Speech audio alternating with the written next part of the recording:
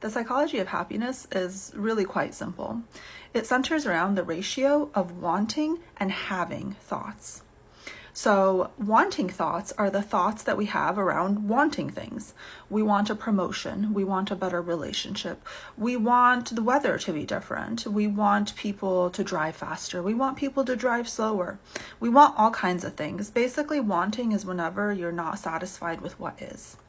While having is being satisfied with what is. Having thoughts is essentially like being really satisfied, really happy with what is. Like if you had a variety of choices, what you have is what you would choose. And this is really difficult for most people. We are not trained to focus our thoughts on being appreciative on what we have, on like really, really being happy about what we have. And what most of us spend our day doing is we spend our day having a lot of thoughts about wanting things to be different, wanting things to be better. The issue is that happiness really depends on the ratio between these two brain states. So wanting is more of a dopaminergic circuit. And contrary to popular belief, the dopaminergic circuit does not necessarily make you feel good when you're trying to achieve something. What it actually does is it makes you feel agitated until you achieve that goal. So you will feel essentially quite bad until you achieve that because you want to get out of that bad state in order to achieve that thing. So like if you want a promotion, you'll often feel really agitated until you get that promotion because that's the whole point. That's what drives you to do the thing. And so if you want to feel better, you need to focus more on the having thoughts. So considering like how I would choose what I have, like this is what I want, like exactly what I have is what I want. And it's a strange way to think because most of us aren't used to this. But if you're feeling like you're just stressed and anxious, maybe really down all of the time, changing this ratio is often the key to feeling better.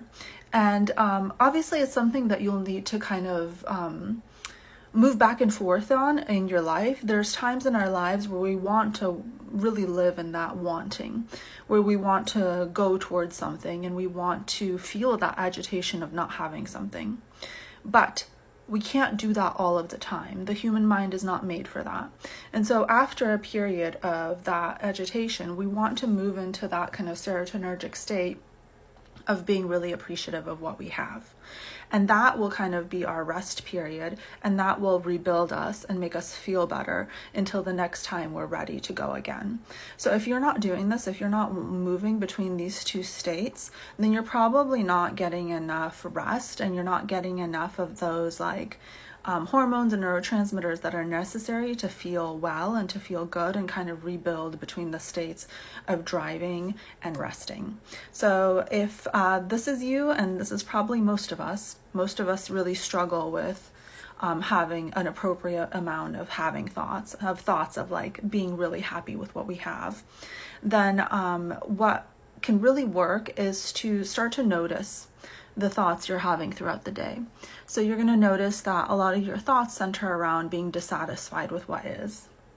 And so when you notice a thought about being dissatisfied with what is, try to consider how you would choose what is, like what is good about what is. And through this practice, through this repetition, because changing your mind is all about repetition, you'll be able to change the ratio between wanting and having thoughts. And I would say probably in a few weeks, few months, you'll feel a lot better.